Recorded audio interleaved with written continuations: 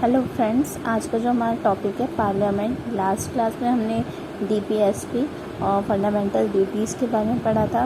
Parliament के 3 part है, जैसे प्रेसिडेंट, लोकसभा और राज्यसभा। ठीक है, पार्ट 5 में हम सबसे पहले प्रेसिडेंट के बारे में डिस्कस करेंगे।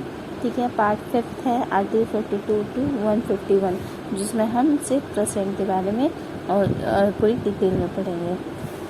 पार्लियामेंट संसद के 3 अंग है, प्रेसिडेंट है, लोकसभा और राज्यसभा। लोकसभा और राज्यसभा के बारे में नेक्स्ट क्लास में डिस्कस करेंगे। अभी हम प्रेसिडेंट करते हैं।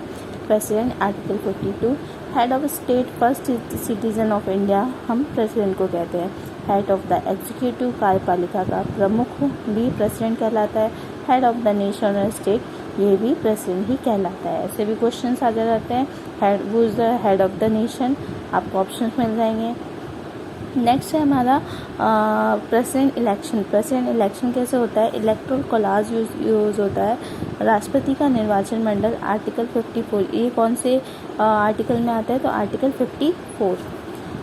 राष्ट्रपति के इलेक्शन में, प्रेसिडेंट के इलेक्शन में कौन कौन शामिल होता है? Member of Lok Sabha, member of Rajya Sabha, member of legislative assembly, MLA, MP plus MLAs. ठीक है, ये सब क्या है? प्रेसिडेंट के इलेक्शन में शामिल होंगे। नॉमिनेटेड मेंबर, जैसे नॉमिनेट करते हैं प्रेसिडेंट राज्यसभा और लोकसभा में, वो प्रेसिडेंट के इलेक्शन में शामिल नहीं होते। आर्टिकल 70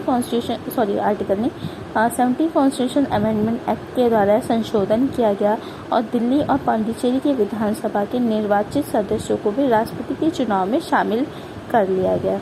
ठीक है, किसके? दिल्ली और पांडिचेरी। कौन सा संविधान संशोधन? 70। ठीक है, 1992 में। जो प्रेसिडेंट का इलेक्शन होता है ना, उसको हम कहते हैं एकल संक्रमणीय मत प्रेसिडेंट इलेक्शन को। ठीक है, राष्ट्रपति के चुनाव की जिम्मेदारी निर्वाचन आयोग करती है। इससे संबंधित शिकायत सुप्रीम कोर्ट में सुने जाते हैं। ठीक है, जो चुनाव की जिम्मेदारी है वो इलेक्शन कमीशन के अंदर आती है और कोई शिकायत है वो सुप्रीम कोर्ट के देखती है। नेक्स्ट है इम्पीचमेंट। ठीक है, आर्टिकल 56 to 61 में आएगा। आर्टिकल 56 राष्ट्रपति पर महाभियोग द्वारा हटाया जाता है। महाभियोग लगा करके राष्ट्रपति को उसके पद से हम हटा भी सकते हैं। आर्टिकल 61 है राष्ट्रपति पर महाभियोग की प्रक्रिया, प्रोसेस का आधार, कब क्यों हटाएं, संविधान में दी गई शर्तों का अतिक्रमण करना है। अगर क्यों हटा रहे हैं महाभियोग हम लगा रहे हैं, अगर लग रहा है तो ये बताना होगा कि हम क्यों हटा रहे हैं, कब हटा रहे हैं। ठीक है, और उस पर जो भी संविधान में जो भी दी गई है ना शक्तियाँ, अगर उनका वो गलत इस्तेमाल कर रहा है तो महाभियोग लगाया जा सकता है, इम्पीचमेंट जिसे कहते हैं।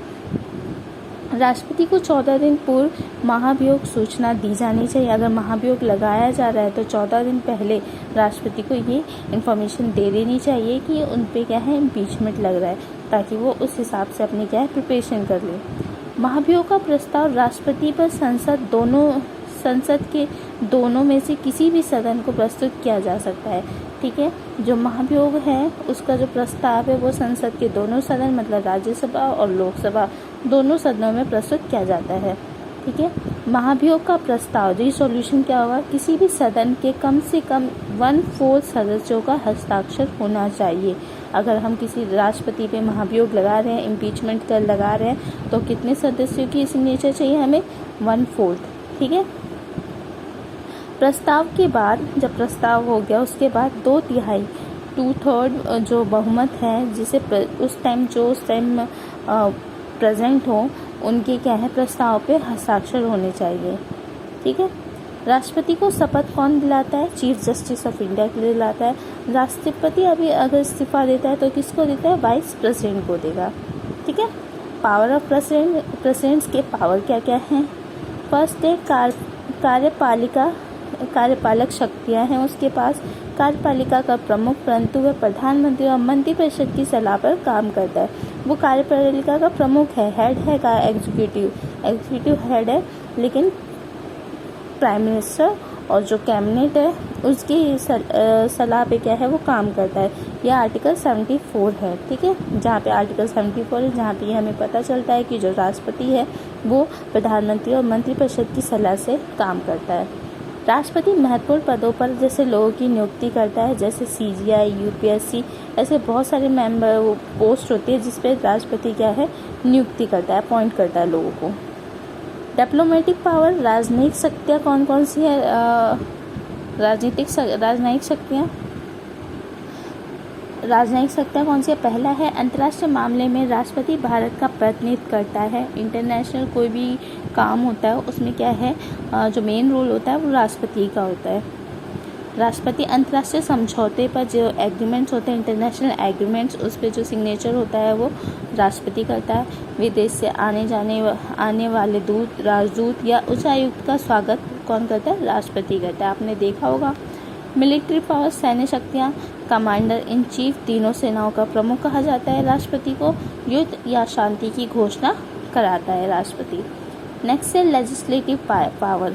आर्टिकल 331 में राष्ट्रपति एंग्लो इंडियन, आंग्ला भारतीय समुदाय के 2 सदस्यों को मनोनीत करता है। ठीक है, ये 2 सदस्य किसमें मनोनीत करता है?